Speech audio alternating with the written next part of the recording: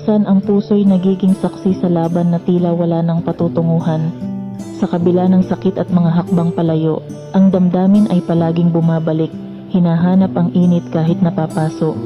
Walang simpleng sagot sa kung bakit patuloy na kumakapit kahit na ang lahat ay tila na uuwi sa wala.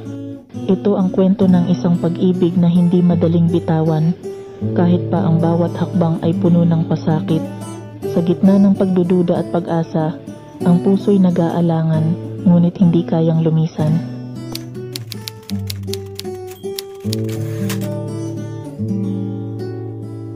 Hindi pwede na patuloy pang maniwala.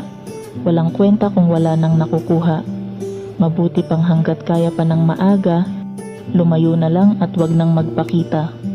Ngunit sa bawat hakbang na paatras, sa tuwing lumalakad para sana makatakas, ang nais ng puso'y kabaligtaran ng bukas, hindi magawang lumisan at umiwas. Kaya kahit napapaso na sa iyong araw, pero heto pa rin ako, inaabot ka ng tanaw. Dahil di naman magawang basta bumitaw. Kahit na nasasaktan, hindi pa rin umaayaw. Hindi dapat mauwi na lang sa wala. Kahit walang pag-asa, palaging maniniwala. Dahil di uubra kung susuko na lang basta. Walang mapapala kung kalilimutan kusa. Hindi ko na alam ang tamang paraan kung ano ang gagawin sa pakikipaglaban. Paano haharapin ang katotohanan kung hindi kita magawang pakawalan? Ngayon, gumuho na ang lahat ng nasimulan, mga pangarap ng mabatid at maintindihan na wala na tayong walang hanggan at pag-asang mabalik pa ang nakaraan. Ilang milyong hindit wala na sa iyong bibig ang narinig ko at lahat yun ay masakit.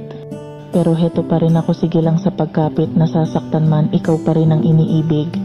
Ang totoo, awang-awa na ako sa aking puso. Sa bawat bubog na sa akin ay dinudulot mo.